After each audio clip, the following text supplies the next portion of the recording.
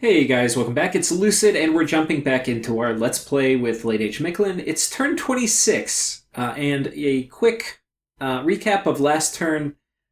We had a very fortunate event where not only did Ulm fail to capture or to intercept our army, which was sitting on this fort, but we had a bunch of Indies attack him after he moved into the fort uncontested.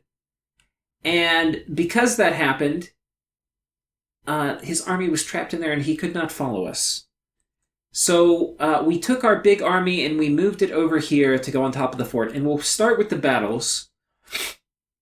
So let's see which one this is. I think this is... Okay, so he's moving Vampire Raiders in, and it's just PD. Okay, so my PD's going to die here. But we are using Blood Slaves.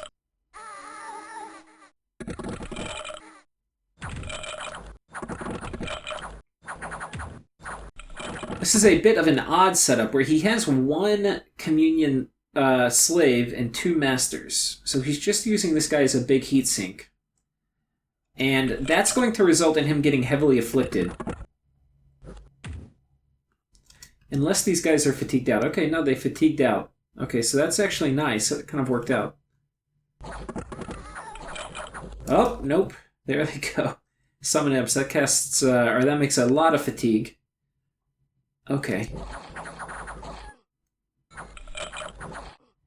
Let's see if they get him afflicted up here. Does not look like they did. Okay, he's fine.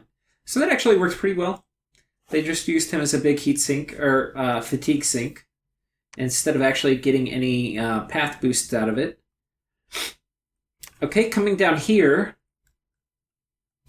another Vampire Communion, and this is actually why I'm attacking Ulm mostly because I'm upset with him.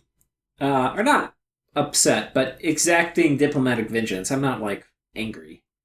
But Late Age Ulm does need to be taken out at this point in the game. Because, especially a Late Age Ulm that is doing what Late Age Ulm should do, which is focusing on vampire counts. Because he's got a lot of them, apparently. And they're going to kill this too. They are very, very good at raiding, especially when you combine them. Basically, they're just immortal flying skelly spammers, and they can make a ton of skeletons, enough to kill even large amounts of PD. So he's 2 for 2 on raids so far. We are attacking him. I think this is on top of his fort. Yeah, so this is our big army. He does not have anybody to meet us, which is unfortunate. We would have liked to have taken them. But yeah, we basically take his fort, and he attacks us here. This is where he thought we would not have anybody, but we have 10 Jaguars and 10 PD. And what this is going to do is the PD plus the PD is going to provide enough chaff for the Jaguars to probably be able to close. And it doesn't look like it if we zoom out. It doesn't look like we're going to win, because we're bringing significantly less number of troops to the fight than he is. And it looks like what he has is good, because he's got, a nice wolf screen to hold us in position while his archers shoot at us. And our troops are rather vulnerable to archer fire. But our Jaguars are very killy, so they don't stay in position very long. They're going to kill this wolf screen. The wolves are now retreating. And very quickly they're going to close in combat. Now, we summoned imps too, and that is going to tie these guys up so they don't even really shoot at our Jaguars while they're in range. And with that, we are now in melee. Now, the other thing I want to point out is these archers only shoot once every 2 rounds. And while crossbows are good against a lot of elite troops because they have armor-piercing damage, they're not that great versus Jaguars because I don't have much protection. It's much better to just shoot twice as much with a normal archer than it is to shoot every 2 rounds with an armor-piercing attack. So, yeah, we close, and once we are in melee, these guys are just monsters.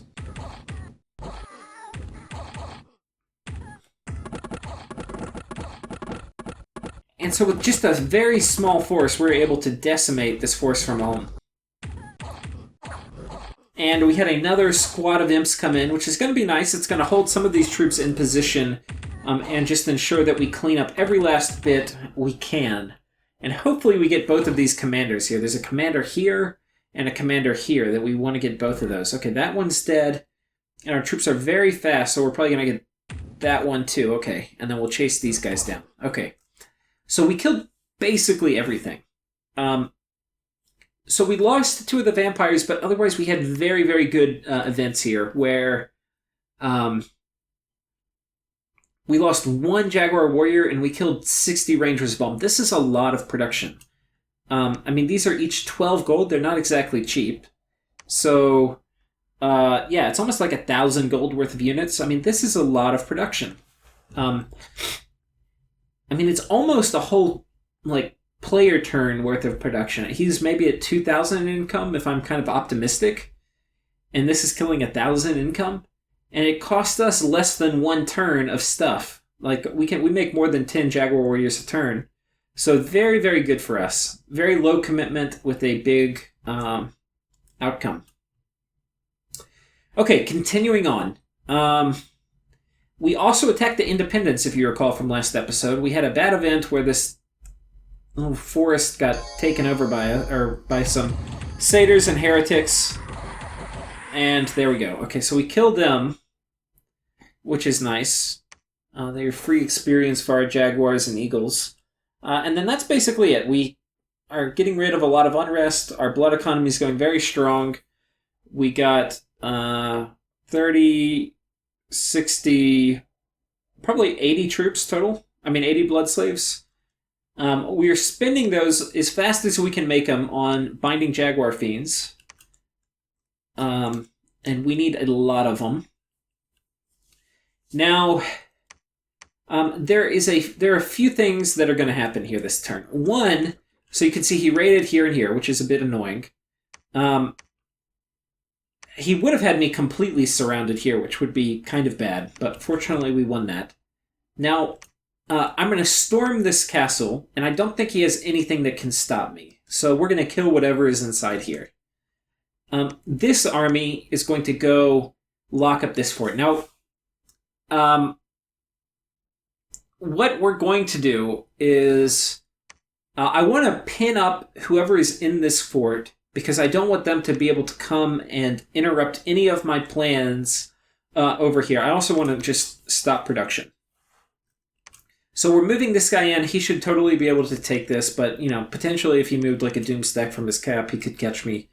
But this I just want to trap whoever is inside this fort so they can't come out in the following turns. The other thing I'm going to do is I'm going to move a large army that I had pulled up here from the turn before, and I was considering should I move up this way and take this fort out with this army, because potentially I think he's going to move this army over here to try to take this back from me. So my expectation is this army's going to move over here. Now, if it does, I can put a check on this fort with this army. Like, I could move these guys out this way. But I don't think I want to. I think what I would rather do, and I'm beginning to set up a trap, but I want to take this back, for one, right? So we're just going to move here and take this back. The other thing I want to do is I'm expecting he's going to move here, and then I'm expecting what he's going to do the turn after that is to move here and take this fort back from me. And I think if I have this army in position here, and if he does exactly what I think he's going to do, then I can potentially combine armies here and kill his. But we'll see. This is a few turns off, and it's kind of speculative. But it is the starting of a plan, and it is a plan that will end in the full destruction of one of Ulm's armies. And if I can kill a Doomstack, that's the thing. If you can just have one lucky battle against the Doomstack, you can kind of win the whole war. So that is the plan. We're going to move there. I don't really have a way to take this province back, so I'm just going to have to let Ulm hold on to that for me for now. These guys, I thought about kind of having them sit here, but I think I'm just going to come up here and raid this. The first gate is nice. I would like to... There are also events tied to this. I need to look up what they are, but for right now it doesn't matter because I don't really have solid control over it. But if I win this war against Ulm, I do want to look up the first gate events and see if I can proc them. I think you put a Blood Mage there or something, and another gate can open. But would not be bad to get a 10% discount on all my blood summons, so I could think about moving people here. But again, this is such a weird game in that it's only going to turn 40 before the horror apocalypse turns on that it may not be worth it to invest in, like, to even move mages up here to take advantage of this blood site, which normally you would. So that is that. I think there was also some events. Let's go through the events. Or site searching. Okay, yeah, we found 2 sites. Monstrous Conch and a Kelp Fortress. Okay, so Kelp Fortress, this is why you nature site search the ocean. Because I find this is a reasonably common site, and it requires only a Nature 1 mage to find it, and it gives you a free fort. And this is a high-income province, too, so that's actually really, really good. I think we're going to put a temple here. I thought about kind of getting full infrastructure up, but that... Yeah, I don't know if that's actually the right call, but... anyway, we're putting a temple here. If I do that, I should commit to doing the lab. The thing is, if I do a temple, I can make these guys, and these guys are kind of thuggy. Like, if I had... I don't even know if I have the right things to turn them... What would it take? Let's play this thought experiment.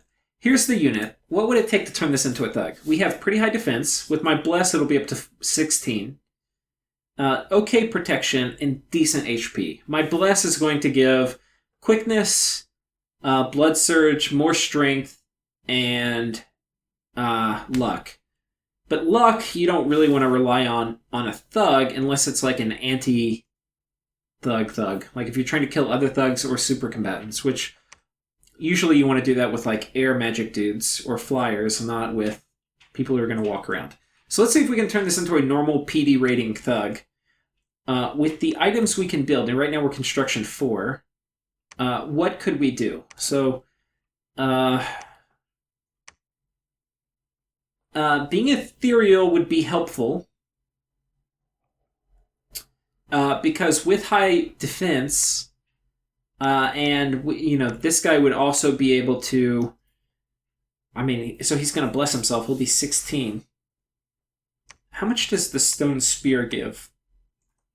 0. So, ethereal is going to make it where he gets harassed down much less quickly. But it's going to hurt his protection, because this thing doesn't give any protection. But this is an option. We could do like 10, but that's kind of expensive also for a thug. We would then have to give them like a bark skin amulet to make up for the protection loss. And this guy needs to be killy. So we need him where he can survive kind of light attack, but he would need to kill stuff pretty quickly. So then we're looking at what are the things we could make that are like the most killy of the items. And none of these are particularly killy. The Burning Blade is kind of killy, but Mace of Eruption is probably what you would go for. Yeah, like giving... But they're kind of expensive too. This is only 1 gem. And it's basically going to be guaranteed to hit. The other option is giving him this. But this is more for like anti-thug.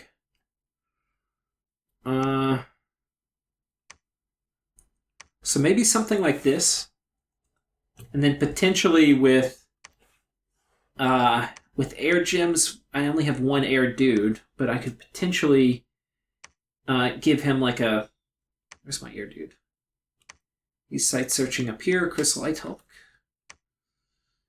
But yeah, with this, we could potentially give him an amulet of missile protection, which along with the bark skin amulet would make him kind of immune to like rangers.